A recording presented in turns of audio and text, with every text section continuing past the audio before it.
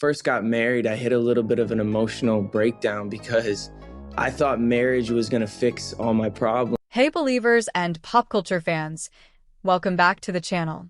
Today we're diving into one of the most publicized young love stories of the 2010s, Justin Bieber and Selena Gomez. Over the next 11 minutes, I'll take you through the arc of their relationship, what went wrong, how headlines shaped the narrative, and how both artists found different paths to I was just hurt from my previous relationship. I think I still was dealing with a lot of unforgiveness and all that sort of stuff. heal. This isn't clickbait. It's a careful, human look at two people growing up under relentless scrutiny. If you enjoy thoughtful celebrity deep dives, drop a like and subscribe. It really helps. Now get comfortable. We start with the beginning, then move through the heartbreak, the rumors, the rebuilding, and the lessons both of them took forward. Stick around. I'll also share a few lessons we can all borrow from their story about boundaries and self-care. Picture the early 2010s. Social media exploded. Fan bases swelled to millions overnight, and two young artists found themselves at the center of an international love story.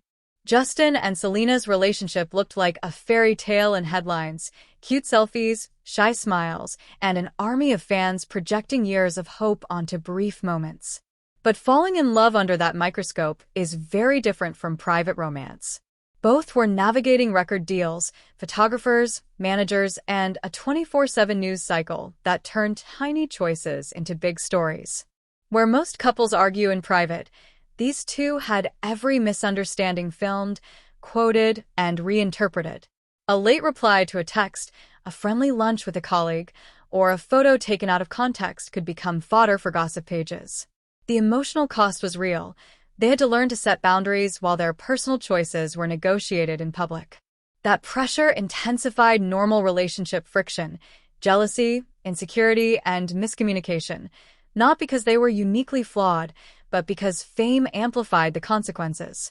On top of that, they were both so young, still discovering themselves. Personal growth that might be private for others unfolded center stage. Career choices meant time apart. Touring, studio sessions, and publicity obligations created distance. Fans adored them, but also expected them to stay the same while the world changed. The mismatch between normal human development and the frozen image fans wanted to preserve created a fragile foundation. By the time early warning signs showed up, the relationship had already been shaped by an audience. And audiences, as we'll see, can be both a support system and a pressure cooker that tests the healthiest relationships. When the relationship reached a breaking point, the fallout wasn't just a private sorrow. It became an episode played out across the world. For Justin, the breakup reportedly sparked a deep emotional slump. Imagine processing rejection while every tour stop, interview, and red carpet moment invited commentary about your personal life. The pressure to maintain a public image of strength while feeling fragile inside is exhausting. Sources described a period where he pulled back from public interactions, looked inward, and made choices that baffled fans and critics alike. Some gestures aimed at reconciliation were misread or framed as publicity stunts, which only complicated genuine efforts to heal and reconnect. Emotionally, Justin seemed to cycle between hope and despair. There were moments of reaching out, flashes of optimism, and then setbacks when those efforts didn't land the way he hoped. That pattern is common in breakups, especially when both parties still care but also need space, and it's amplified exponentially when millions are watching. This kind of public heartbreak can also lead to unhealthy coping behaviors. When private pain becomes public entertainment, it's easy to feel like you're being punished for your feelings, or that your growth will be judged harshly. It's worth noting that, during those years, public narrative often overlooked the private nuances, family dynamics, mental health concerns, and the literal logistics of two global careers. These layers don't make sensational headlines, but they matter. Ultimately, Justin's low point is a reminder that celebrity doesn't insulate someone from real pain. It sometimes multiplies it. And paths toward healing are rarely linear. There are missteps, lessons, and small breakthroughs along the way. Tabloid culture loves a turning point moment, And for this storyline, one often cited episode involved a high-profile lunch in Paris. The narrative was tidy. A celebrity lunch turns into a symbol of disloyalty. But human relationships rarely shrink to a single act. A quick meal with a friend or colleague can be reframed into betrayal when cameras and gossip columns pick at every detail. The paradox of fame is that harmless interactions suddenly carry weighted meaning. For Selena, watching these snapshots get turned into evidence of hurt would have been painful and dehumanizing. For Justin, the spotlight turned simple moments into relationship ammunition. This section of the story shows how context matters. What reads as flirtation online may be an out-of-context joke or a friendly conversation blown up by an eager narrative. And when that narrative takes hold, social media fans and commentary become jury and judge, sentencing people through public opinion rather than dialogue. That dynamic often prevents honest conversations. Instead of two people talking through worry or jealousy in private, those concerns become public debates. The result is less empathy and more spectacle. Breaking up under those conditions can feel like losing control of your own story. That helplessness fuels frustration, which in turn can lead to more public missteps. So while scandalized headlines are attention-grabbing, they usually obscure the messy, complicated truth underneath. After the public pain, Selena's journey turned inward. Instead of chasing public validation, she prioritized healing, therapy, creative work, and controlled boundaries. In interviews and in documentary material, she spoke about confusion, heartbreak, and the necessity of rebuilding an identity separate from tabloid narratives. That kind of healing is gritty and private. It doesn't make for trending headlines, but it's often the most meaningful work. Selena's choices, slowing down, choosing projects that mattered, and speaking openly about mental health, gave her agency back. Reclaiming a narrative is hard when millions have already filled in the blanks for you. But by talking about the pain and showing growth, she shifted parts of the conversation from rumor to reality.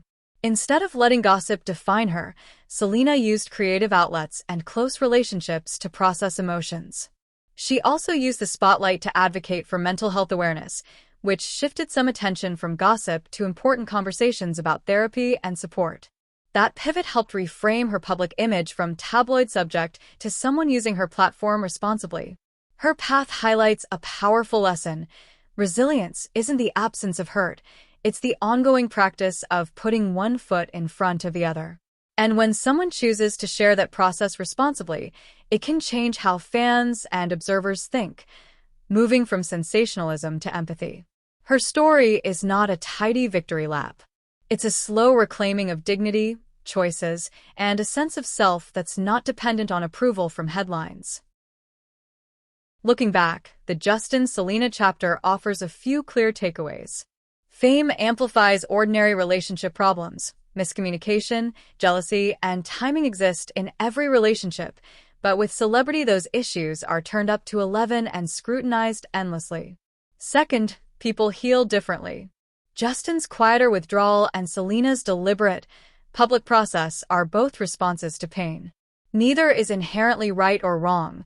Both are human reactions to loss and to the pressure of performing resilience in public. Third, narrative control matters. When outside voices write your story for you, reclaiming it becomes an act of courage. Whether through interviews, documentaries, or art, deciding how to remember and interpret past relationships is a key part of recovery. Finally, growth often shows up later, years after the headlines fade. Both artists continued to evolve professionally and personally. They made new choices, addressed mistakes, and, importantly, learned to set different boundaries. That slow transformation matters more than the flashy gossip cycles that once dominated their name searches. If there's one compassionate takeaway, it's this. When we consume celebrity stories, we should remember the people behind them. Empathy, space, and a little skepticism of tidy narratives will make us better fans and better people. Thanks for listening. If this deep dive resonated, hit like, drop a comment with your thoughts, and subscribe for more balanced pop culture stories. See you next week. Justin and Selena's story reminds us that fame magnifies ordinary heartbreak. Healing takes many forms, and reclaiming your narrative is powerful. Behind headlines are real people learning boundaries, growth, and empathy. As fans, we can watch with compassion, respect privacy, and celebrate the long, imperfect work of moving forward together.